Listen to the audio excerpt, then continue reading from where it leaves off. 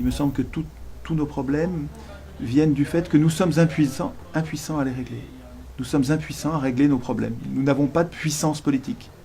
Or, cette impuissance politique, si j'essaye de comprendre d'où elle vient, d'où vient notre impuissance politique, elle ne tombe pas du ciel, elle est écrite quelque part, elle est programmée quelque part. Il y a un texte dans lequel il est écrit que les citoyens, entre guillemets les citoyens, parce qu'en fait ce ne sont que des électeurs, mais les citoyens ne peuvent rien faire entre deux élections. Ce texte, c'est la Constitution.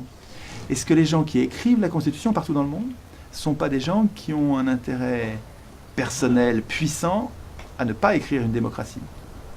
Et je crois que c'est le cas. C'est-à-dire que nous laissons, nous les autres, nous laissons partout dans le monde, par paresse, par complexe d'infériorité,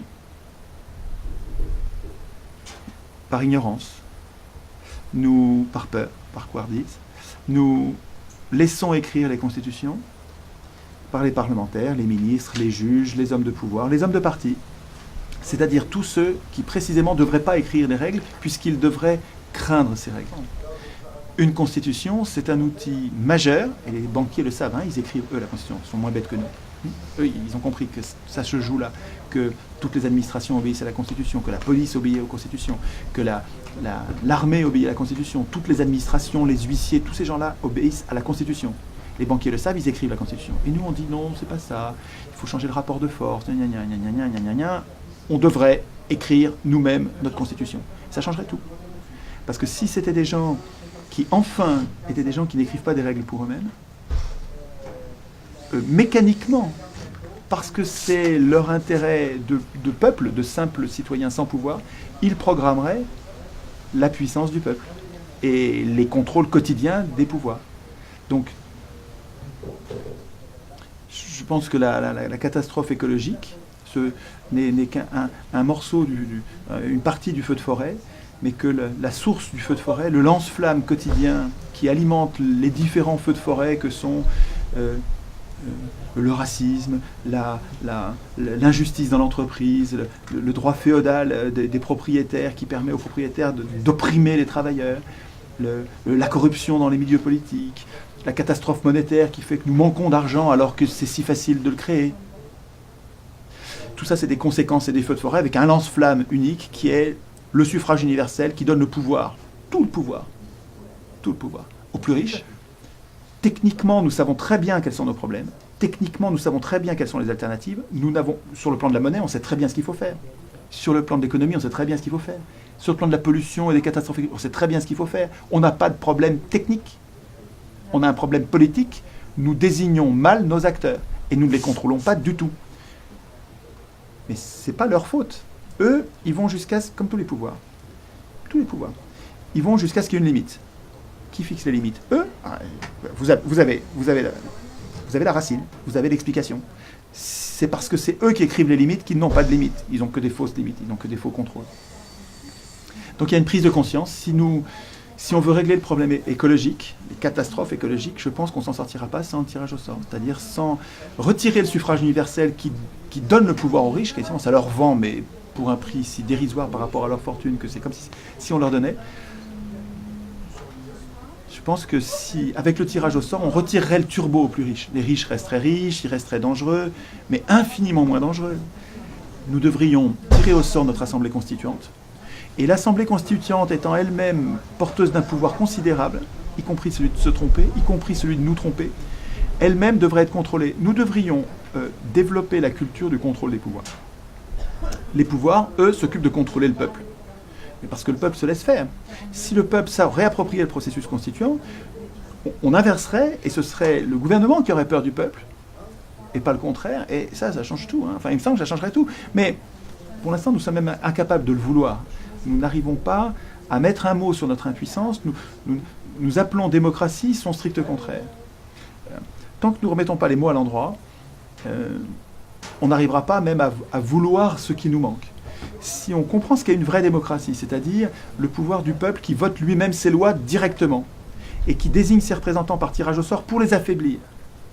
Pas pour voter les lois, ce n'est pas les tirés au sort qui votent les lois. Les tirés au sort, ils font la police. Les tirés au sort, ils sont magistrats. Les tirés au sort, ils préparent les lois parce que les citoyens sont trop nombreux pour préparer les lois. Mais pour voter les lois, c'est les citoyens. Ça, la démocratie. quand on remet les mots à l'endroit, on se donne le moyen de vouloir que ça advienne. Et à ce moment-là, si on se passe le mot en disant ce qu'il nous faut, c'est une vraie démocratie, donc consubstantiellement du tirage au sort. C'est-à-dire que c'est indissociable. Il n'y a pas de démocratie sans tirage au sort. Enfin, c'est ce qu'on observe quand on étudie Athènes, quoi. La vraie démocratie, c'était basé sur, ça ne pouvait marcher qu'avec le tirage au sort. Et donc si nous nous passons le mot entre nous et que nous devenons des milliers, des millions, des milliards, hein, parce qu'il faut que faut pas que ce soit dans un seul pays, il faut que nous soyons, il faut que plusieurs démocraties naissent en même temps pour qu'elles puissent s'aider mutuellement contre les oligarchies environnantes. Et si nous nous passons le mot entre nous en traduisant des réflexions sur ce sujet, il faut qu'on devienne contagieux. C'est-à-dire qu'il faut qu'on soit capable, sans rien attendre de nos élus qui ont un intérêt majeur contre la démocratie. Les élus, ils savent bien que le tirage au sort va les mettre au chômage. Et je leur en veux même pas, hein, c'est normal. C'est des gens très gentils, hein, des gens qui veulent s'occuper du bien commun et qui veulent s'occuper, eux, du bien commun. Donc le tirage au sort, ils voient bien que ça va les mettre au chômage politique. Et donc, ils veulent pas. Mais c'est pas à eux de décider. Voilà. Je pense que c'est pas aux hommes au pouvoir d'écrire les règles du pouvoir. Et donc si nous, à la base, entre citoyens de base qui avons renoncé au pouvoir, on n'est pas du tout intéressé par gouverner les autres. C'est pas ça qui nous intéresse. Nous, on veut juste éviter les injustices sociales, éviter que ce soit les riches qui dirigent. Si c'est ça notre problème, et je crois que c'est vraiment largement ça le problème des gens, hein, on cherche tous notre point commun entre les écolos, les syndicalistes, les anticorps, anticorruption, tous ces gens-là ont comme point commun de redouter et de dénoncer la tyrannie des riches sur le pouvoir politique. Et si nous